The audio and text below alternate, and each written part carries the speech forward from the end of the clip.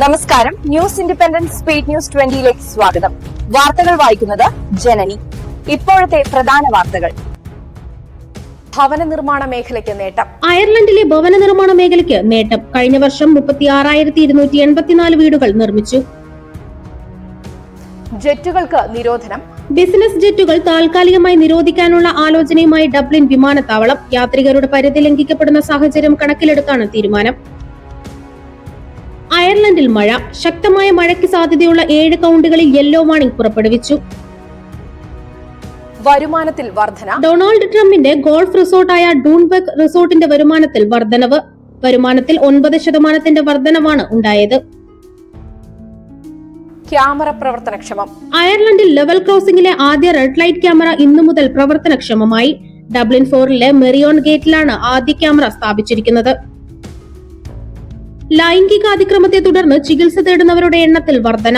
കഴിഞ്ഞ വർഷം റോട്ടുണ്ടയിൽ പരിചരണം തേടിയവരുടെ എണ്ണം 12% ഉയർന്നു. ലെയിൻസ്റ്റർ ഹൌസിന് മുൻപിൽ ട്രാക്ടറുകൾ അണിനിരത്തി പ്രതിഷേധം. ബോഡ്ബിയയുടെ ചെയർമാൻ ലാറി മുറിന്റെ രാജി ആവശ്യപ്പെട്ടാണ് പ്രതിഷേധം നടന്നത്. വിദ്യാഭ്യാസ വകുപ്പിന് വിമർശനം. മുൻഗണനാ പട്ടികയിൽ നിന്നും ഒഴിവാക്കപ്പെട്ടതിന് പിന്നാലെ വിദ്യാഭ്യാസ വകുപ്പിനെ വിമർശിച്ച് ലെറ്റർ കെന്നിയിലുള്ള സെന്റ് യൂനൻസ് കോളേജ്. ഒഴിവാക്കിയത് അത്യന്തം നിരാശാജനകമാണെന്ന് മാനേജ്മെന്റ് വ്യക്തമാക്കി. വലഞ്ഞ് കിൽക്കന്നി. ശക്തമായ മഴയെ തുടർന്നുണ്ടായ വെള്ളക്കെട്ടിൽ വലഞ്ഞ് കിൽക്കന്നിയിലെ ജനങ്ങൾ.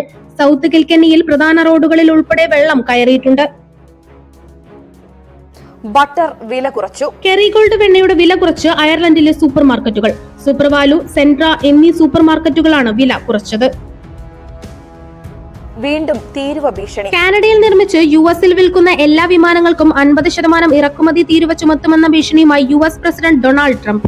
ഗൾഫ് സ്ട്രീം എയറോസ്പേസിന്റെ വിമാനങ്ങൾക്ക് കാനഡ സർട്ടിഫിക്കേഷൻ നിഷേധിച്ചതിന് പിന്നാലെയാണ് ഭീഷണി.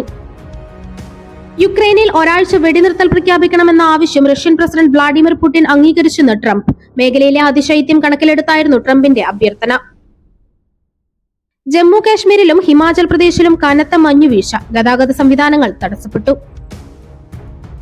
മുനമ്പത്തെ ഭൂമി വഖഫിന്റേതല്ലെന്ന ഉത്തരവിനെതിരെ ഹൈക്കോടതിയിൽ ഫയൽ ചെയ്ത പുനഃപരിശോധനാ ഹർജി പിൻവലിക്കാൻ കേരള വഖഫ് ബോർഡ്. ഇക്കാര്യം സുപ്രീംകോടതിയെ അറിയിച്ചു. ആറ്റൂരിൽ വയോധികരായ 3 സഹോദരിമാർ ആത്മഹത്യക്ക് ശ്രമിച്ചു.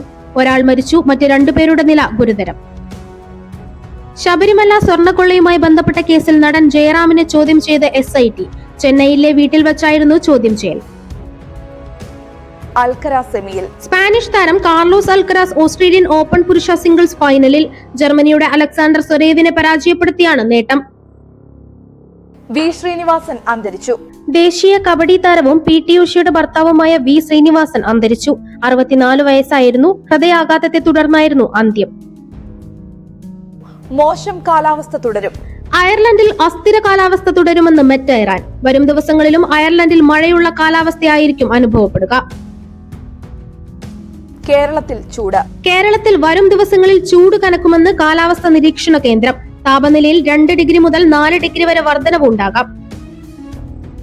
കൂടുതൽ വാർത്തകൾക്കും വീഡിയോകൾക്കുമായി newsindependence.com എന്ന വെബ്സൈറ്റും ന്യൂസ് ഇൻഡിപെൻഡൻസ് ഫേസ്ബുക്ക്, ഇൻസ്റ്റഗ്രാം പേജുകളും വാട്സ്ആപ്പ്, യൂട്യൂബ് ചാനലുകളും സന്ദർശിക്കുക. ലൈക്ക്, കമന്റ്, ഷെയർ, സബ്സ്ക്രൈബ് എന്നിവ ചെയ്യുന്ന കാര്യം പരിഗണിക്കുക. നമസ്കാരം.